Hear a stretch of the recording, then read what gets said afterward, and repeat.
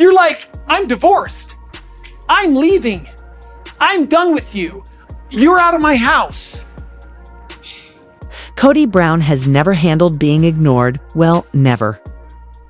It was always there, simmering under his perfectly crafted monologues and pseudo-spiritual justifications. The way he'd storm out of conversations when things didn't go his way. The tension in his jaw as someone dared to interrupt him, and the way he'd scramble to have the last word like it was oxygen, especially when the sister wives' cameras were rolling. For Kody, silence wasn't just uncomfortable, was unbearable. Because when people stop listening, he stops feeling in control. And in a world Kody built on illusion, command, and patriarchal appearances, that kind of silence doesn't just stench, shatters. He wasn't prepared for this. Not this version of the aftermath. He expected pushback, maybe a few headlines about a spiritual divorce or two, maybe even some fan backlash. But what he didn't expect, what his ego absolutely couldn't compute, was the most painful kind of retaliation. Peaceful, public joy that excluded him completely. For the first time in more than a decade, the spotlight he once bathed in, like the Flagstaff sun, has veered off its path, and it's not coming back. He's clinging desperately to a title that's become nothing more than a punchline. The patriarch of a crumbled spiritual kingdom, while the women who once orbited his every mood are flourishing in full color without so much as a glance in his direction. Christine is dancing beneath European skies. Her memoir whispered about like gospel among fans who've been waiting years for her unfiltered truth. Janelle is cozying up in soft flannel, sipping tea in her new home. Her shirts with empowering quotes selling out within hours of launch, her feed a sanctuary of peace and quiet strength. And Meri, she's laughing, truly laughing, alongside Jen in those cheeky, sometimes flirty, always fiery live streams that have become an unexpected online phenomenon. Together, these women are building something powerful and unshakable: communities. Conversations and identities that have nothing to do with Kody.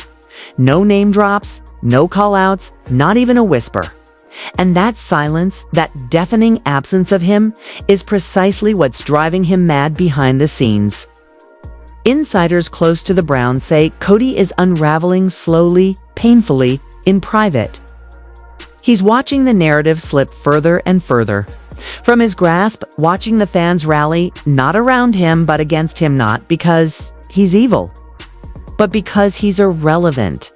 And for a man who fed off attention, who once strutted through family meetings as though he were Moses delivering tablets from Sinai, this irrelevance isn't just insulting, it's soul-crushing. He's not trending. He's not quoted. He's not even memed the way he used to be. Instead, fans are screenshotting Meri's savage one-liners, quoting Janelle's wisdom in garden metaphors, and flocking to Christine's book signings like she's their long-lost best friend. On Instagram, Christine twirls freely with the Eiffel Tower in the background. Her caption, a soft whisper of gratitude and freedom. New beginnings, she writes, not addressing anyone, but saying everything. Meanwhile, Janelle shares photos of her flourishing garden with captions like, if it's not growing, prune it back. Words that echo louder than any tell-all interview. And Meri, always the silent observer, drops an elegantly barbed quote. Some rewrite history when they can't handle the truth. No names, no accusations, but every follower knows exactly who it's for. This isn't shade, it's shadow work. And Kody, stuck in a perpetual state of being online but unseen, cannot take it. He tried staying quiet for a while, maybe thinking it would preserve some shred of dignity. But the illusion crumbled quickly as it became clear the women weren't staying quiet out of respect, they just didn't care to include him anymore. Every post, every story, every cheeky live stream between Meri and Jen where inside jokes fly and innuendos roll effortlessly, they all echo the same truth. We're fine without you. In fact, we're thriving. And that right there is the wound Kody's never prepared for. He could handle criticism. In fact, he preferred it. Anger meant passion. Debate meant he still mattered. But silence. Joyful, radiant, intentional silence. That, for Cody, is annihilation. In a particularly revealing moment, insiders say that during a recent behind-the-scenes production meeting, when someone casually mentioned how Meri's skincare haul livestream received more interaction than one of Cody's full sit-down interviews, he slammed his water bottle on the table and hissed, "This is my show." But that's the thing, it's not. Not anymore. TLC knows it. Fans know it. The women really know it. And the numbers are backing it up. Christine's memoir is topping pre-order charts, with fans speculating she'll break publishing records before it even hits shelves. Janelle's casual content photos of her grandchildren, quiet walks, book recommendations, says raking in more engagement than some of TLC's official posts. And Meri's lives with Jen. They've been called everything from therapeutic to unmissable to the realest part of Sister Wives since season 2. And all of it. Every single piece of content is quota-free. Not by malice, but by design. The women have simply moved on. That realization, the fact that they don't even need to erase him, because he's already faded, has reportedly sent Cody into a tailspin according to multiple sources. Cody recently made an urgent call to TLC, pitching what he called his solo redemption arc. He wants a 1-hour special. No wives, no co-stars. It's just him, a camera, and the truth, as he puts it. The titles he's been throwing around are Wild, Cody Unfiltered, The Real Patriarch, and even The Man Behind the Family. And when producers didn't leap at the idea, he offered to interview himself if that's what it would take. "Let me speak uninterrupted for once," he reportedly said, not realizing how painfully ironic that sounded. Because for years, that's all he ever did, talk uninterrupted while the women wilted beside him. And now, those same women are blooming in every shade of joy, while Cody pines for a monologue. But here's the real twist. That desperate attempt at relevance might backfire, because the women who've remained largely silent, even elegant in their detachment, are reportedly sitting on receipts. Decades of them, quietly, respectfully, but purposefully documented truths. And should Cody go forward with a special where he spins history in his favor, those truths might finally see the light. One source close to production said it plainly. They're done being silent if he starts lying on camera again. It's not a threat, it's a promise. And in that quiet tension, there's power. These women, these OG3, they've become a movement. One built on healing, sisterhood, and honest storytelling. And it's not just that they're ignoring Cody, it's that they're eclipsing him. Christine's book tour is expected to hit multiple states this fall. Janelle's recently teased an online platform centered around faith, wellness, and women's empowerment. Meri and Jen are rumored to be in talks for their own unscripted series that blends humor, recovery, and raw behind-the-scenes insight from their spiritual marriage days. Cody, he's still begging for airtime. The narrative has flipped. The power dynamic has collapsed and rebuilt itself entirely without him. And fans, they're all in. Comment sections have turned into digital journals of support and celebration. "This is the content we needed for years," one follower wrote. Another said, "Watching these women glow without Cody feels like justice." There's merch now, t-shirts with quotes from Christine's memoir, mugs with Meri's sharpest livestream lines, stickers with Janelle's quiet wisdom. Cody isn't just out of the spotlight. It's been replaced, not by a man, but by another patriarch. But by 3 women who finally remembered they were always the story. And that's what Cody never saw coming. He thought the show lived because of him, when in truth, the audience stayed despite him. And now, with his relevance slipping and his redemption arc dangling by a thread, Cody is scrambling. He wants his side told. He wants control back. But what he doesn't understand is that it's not just the women who've moved on, it's the fans, the producers, the brand itself. It's not the gravity anymore. He's the echo. And in the silence left behind, something louder than any confessional has emerged. Authenticity. A kind of healing and joy that doesn't require explanation or applause. Just life fully lived. And that, more than any solo special or dramatic monologue, is the truth that's left Cody behind. For him, silence is punishment.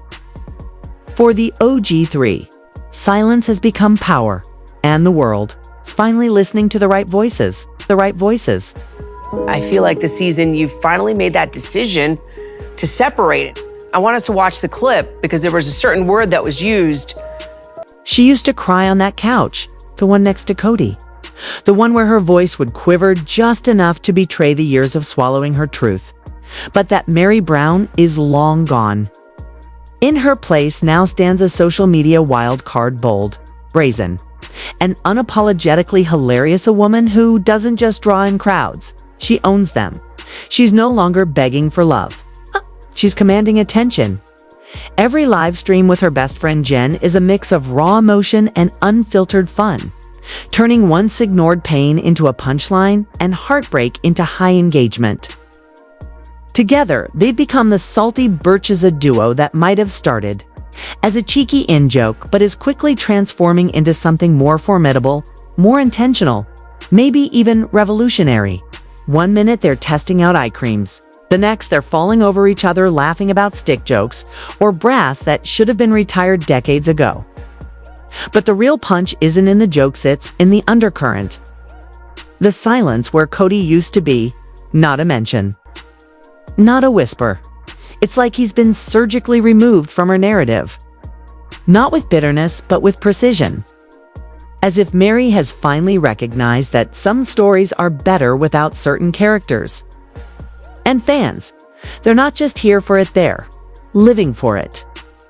The same Meri who once tried to make herself smaller for love is now expanding, taking up space, cracking jokes, rocking unapologetic confidence. And teaming up with a bestie who mirrors her chaos beat for beat. Their chemistry is magnetic. Their banter addicting. It's their message, loud and clear. This isn't a cry for attention. It's a declaration of liberation. And yet, behind the laughs, there's something sharper, simmering, a kind of practiced restraint that feels like a woman holding back a tidal wave of truth. Viewers catch glimpses in the pauses, in the side eyes, in the offhand remarks that cut deep without ever naming names.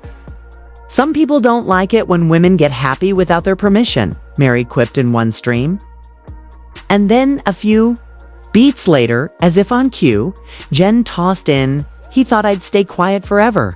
Subtle? Maybe, but not missed. Fans lost their minds. Was it about Cody? Robin? TLC. The speculation hasn't stopped. In fact, it's snowballed. Theories fly faster than the comments can load. Are they soft launching a podcast? Is this the beginning of a tell-all brand? Or is Meri finally building a platform not filtered through producers or polygamy politics? Because here's the kicker. If Meri and Jen ever go fully unfiltered, no scripts, no NDA constraints, no editing room cuts, Cody wouldn't just be uncomfortable. He'd be exposed. And the fans, they'd devour every second of it. But while Meri and Jen are out here reclaiming their narrative through sass, sparkle, and subtle subtext, Janelle Brown is doing something just as powerful, earthier, and deeply rooted in reality. When she launched Tita Farms in September 2024 with her daughter Madison and son-in-law Caleb, it felt less like a business move and more like a spiritual shift. Gone were the polished confessionals, the contrived family meetings. In their place, purpose. No flash, no shade, just soil, hope, and the whisper of legacy. Nestled in Landon, North Carolina, Tita Farms wasn't just a patch of land, was a symbol, a rejection of the chaos she'd endured, a love letter to grit, a fresh start. They envisioned an event space, custom builds, rows of blooming gardens, fields kissed by the sun, and somewhere under all that healing, it wasn't just about selling shirts. It was about planting something that would outlast them all. At first, fans rallied. Aprons sold out. Father's Day bundles disappeared. T-shirts stamped with strength-filled slogans flew into carts. People weren't just buying merch, they were buying into Janelle's peace. They believed in her, because for years they'd watched her dim her light, compromise her needs, hold her tongue, sacrifice over and over again for a man who never looked at her the way she deserved. And now, finally, she was choosing herself. But almost a year later, the farm's Instagram page has grown quieter. The land, still untouched. No farmhouse, no flower beds, no event, venue breaking ground, just silence. And in that silence, concern is blooming. Fans, still supportive, are asking gentle but pointed questions. Love you, Janelle, but what's happening with the actual farm? Are y'all still building? Or was this just a merch store after all? The tone isn't hostile, it's hopeful. But it's also wary, because they've seen this before: the fitness app, the jewelry line, the infamous My Sister Wife's Closet, each launched with promise, each fading into obscurity. The comparisons are growing. So the longer the land stays empty, the louder the questions become. Was it just a soft launch gone sideways? Is Taylor Farms another unfinished dream? Janelle herself hasn't said much publicly, but recently, Madison stepped in, hosting a Q&A to clear the air. She didn't dodge. She admitted the delays were real permit issues, weather setbacks, slow moving, bureaucracy. And while her transparency was refreshing, her update that they'd only just started clearing the land, that the garden beds weren't even placed yet, felt less like reassurance and more like a red flag to some. Because for all of Janelle's grit, even the perception of inaction can plant seeds of doubt. And for a woman whose strength has always been in her steadiness, even whispers of uncertainty feel out of place.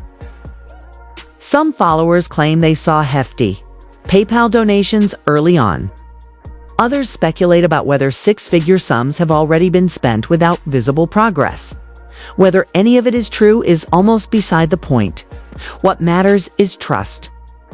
And for someone who's long been seen as the practical brown wife, the one with spreadsheets, not scandals, even an inch of suspicion can feel like a betrayal. But here's what everyone's forgetting. Janelle is playing the long game. She always has. This isn't about quick wins or flashy reveals. This is about sustainability. And while the land might still be sleeping, Janelle's voice is louder than ever through. Every sweatshirt, every mug, every Janelle says drop that fan snap up like collector's items. Those slogans, they're more than words. They're relics of her rebellion. I don't need a husband. I need peace. I'm just not in the mood. This is not what I signed up for. Each one a war cry disguised as wearable therapy. Each hoodie a badge of survival. Every mug a quiet rebellion. Women all over the country are wearing her words like armor. Women who stayed too long, who felt too small, who compromised themselves for someone else's vision of family. Janelle gave them language. She gave them permission. And Cody is livid. Sources say he's not just mad, he's unraveling. Privately fuming that his worst moments are being turned into profit. Allegedly, he even floated the idea of legal action, claiming those quotes were his words. That if anyone should be cashing in, it's him. One insider from Flagstaff said he even approached a lawyer about collecting royalties. Royalties for the things he said that made Janelle walk away. In the first place, the irony is almost too rich. But legally, he's grasping. Reality TV dialogue doesn't really belong to the cast. The footage is owned by TLC. But morally, good luck convincing anyone that suing your ex-wife for turning your gaslighting into empowerment is anything other than desperation. And Janelle, she's not blinking. If anything, she's doubling down. Fan favorite quotes are being restocked in new colors. Pre-orders for new lines are opening before the old ones even ship. And her followers, they're showing up in force. Comment sections filled with divorced and thriving. He thought I wouldn't leave, and Janelle for president. It's no longer just a merch line, it's a movement. a revolution in soft cotton and stitched sass. Every item shipped out is a message. I left, I healed, and I'm still standing. Cody might see it as betrayal, but for the women who wear Janelle's words like gospel, it's a lifeline. And Meri, she's right beside her, though not on a farm, but on a digital stage, cracking jokes, making innuendos, daring the world to keep up. Between them, Meri and Janelle are writing a new kind of sister wives story, one that doesn't revolve around patriarchy or polygamy, but around survival, rebirth, and power reclaimed. While Robin hides behind silence and Cody spins stories about PHM, I've spinned stories about being misunderstood. These women are building legacies one live stream, one hoodie, one hard-earned laugh at a time. And maybe the farm is slow to rise. Maybe the podcast is still a whisper. But the truth, the real rebuild, is already here. In merch lines that double as memoirs. In jokes that feel like justice.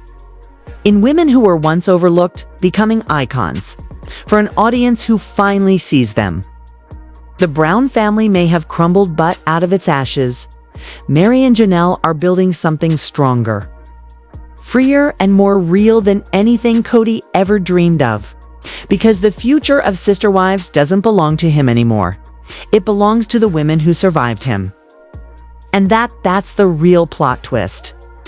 And as always, we'll be watching, unpacking every twist on Starspill USA. You guys are going to have to weigh in on this. I'm not going to shoulder this whole damn thing.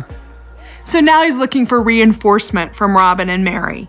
Cody Brown, once the gravitational center of a sprawling polygamous empire that turned primetime television into a pulpit for celestial dreams and patriarchal conviction, now finds himself drifting through the fractured remnants of the world he meticulously built and ruthlessly controlled. For over a decade, he stood in front of the cameras with the swagger of spiritual confidence. Armed not just with scripture and smooth-talking charm, but with the unwavering belief that his path was divinely inspired, uniquely righteous, and somehow above reproach. He projected an image of the wise shepherd guiding his flock of wives and children toward a higher eternal purpose, masking behind religious doctrine the very human insecurities that drove his need for dominance. He built a myth of himself, one where love was distributed evenly, where decisions were always prayerfully made, and where leadership meant benevolent dictatorship cloaked in God's will. But myths are fragile things, and now that the wives are speaking, the cracks have become canyons, and the spotlight that once sanctified him is now exposing the rusted machinery behind the scenes. Cody is no longer the heroic protagonist of his own story. He's the unreliable narrator watching from the sidelines as the truth unspools around him. The monologues that once mesmerized now fall flat, echoing through a house too big, too empty, and far too quiet. The once glorious concept of unity, the dream of celestial families linked through eternal covenants, has eroded into something deeply human: betrayal, abandonment, favoritism, and the slow, painful realization that love, real love, cannot be bartered, bought, or bullied into submission. The man who once extolled the virtues of plural marriage as sacred sacrifice now finds himself a solitary figure, surrounded not by adoring wives but by silence and estrangement. Several of his adult children have distanced themselves, some publicly, others in quiet heartbreak, each carrying emotional scars carved by years of inconsistency and emotional neglect. The spiritual leader has become a man adrift, grappling with a reality where his once loyal followers have chosen peace over proximity, truth over tradition, and freedom over fear. Financially, the empire that once afforded him grand homes, endless road trips, and lifestyle vanity has begun to collapse under its own weight. Legal marriages, property battles, Coyote Pass dreams, turned nightmares. None of it holds the promise it once did. And with Christine, Janelle, and Meri each stepping into their own power unapologetically and on camera, Cody is learning what happens when the illusion of control is shattered not by external scandal, but by the internal revolt of the very Women who once upheld his kingdom, behind closed doors, those close to the family whisper of a man stunned not by betrayal, but by clarity. He underestimated the long memory of pain. He miscalculated the force of collective healing. He believed Christine's departure was just noise, a fleeting emotional outburst that would eventually fizzle out and bring her crawling back into the fold. He thought Janelle's independence was a phase. He assumed Meri, broken and loyal beyond reason, would never truly walk away. And he counted on Robin, his emotional lifeboat, his chosen favorite, to fill the chasm left behind. Christine's exit wasn't just symbolic, it was revolutionary. It wasn't just the end of a marriage, it was the end of the narrative. The woman who once cried silently into her bedroom walls, who once begged for crumbs of affection, suddenly stood up, looked directly into the camera, and said, "No more." And with that, she shattered the illusion that silence was strength, that suffering was spiritual, that loyalty meant erasure. She gave voice to decades of quiet agony, and in doing so, she handed a microphone to the wives still stuck in the shadows. Christine's courage was contagious. It reminded Janelle that peace was possible, that one could choose self-respect over spiritual guilt. It reminded Meri that even the longest loyalty contracts have an expiration date, and it reminded viewers, millions of them, that what they had witnessed all along wasn't celestial bliss, but performative. Survival. As Cody scrambles to salvage his version of events in poorly received interviews and passive-aggressive social media rants. The women are rewriting the story in real time. They are building businesses, traveling the country, forming sisterhoods not bound by doctrine but by mutual understanding and growth. Christine's book is climbing the charts. Janelle is finding her strength in solitude and motherhood. Meri is reclaiming joy through friendship and unapologetic reinvention. Robin, once the golden wife, is now exposed. Her role as co-architect of the favoritism narrative becoming increasingly undeniable. And where is Cody in all this? Not leading, he's reacting. Not centered, he's peripheral. His once sacred authority now feels like a parody. A man pacing in a mansion trying to figure out how the empire slipped through his fingers while still holding the blueprint in his hand. Maybe in his quiet moments when the cameras are off and Robin has nothing left to cry about, he asks himself who he really is without the wives to orbit around him. Maybe he's finally feeling the sting of the abandonment he once rationalized away. Maybe he's tasting the same loneliness he forced others to swallow for years under the guise of spiritual maturity. For so long, he confused leadership with control, love with obedience, and faith with manipulation. Now, without the adoration, without the chaos of juggling emotions for the camera, all that's left is reflection, and it's a harsh one. Maybe he wonders if he ever truly listened, if he ever really saw the women he married beyond their utility to his vision. Maybe he questions whether the celestial dream was ever truly about faith, or if it was just a mirror for his own ego. The narrative he once owned is no longer his. The women, once footnotes in his story, are now the authors of their own. They're not seeking revenge, they're seeking release. And in doing so, they've rendered his role obsolete. It's Christine's. Truth cuts through the spiritual fog. Janelle's independence rattles the walls of patriarchy. And as Meri's newfound voice echoes with the weight of long-buried truths, Cody finds himself left with a life that no longer fits. The father, the husband, the leader, those titles now ring hollow without the respect they once carried. What remains is a man standing alone in the ruins of a kingdom built on imbalance, trying to convince the world and maybe even himself that he's still the hero of the story. But the audience isn't buying it anymore. They've seen too much, felt too deeply, and watched too long. The myth of Cody Brown has unraveled, not in scandalous headlines or sudden betrayals, but in the slow, relentless truth of women refusing to be silenced any longer. And in that truth, a new story is being born, one where healing replaces hierarchy.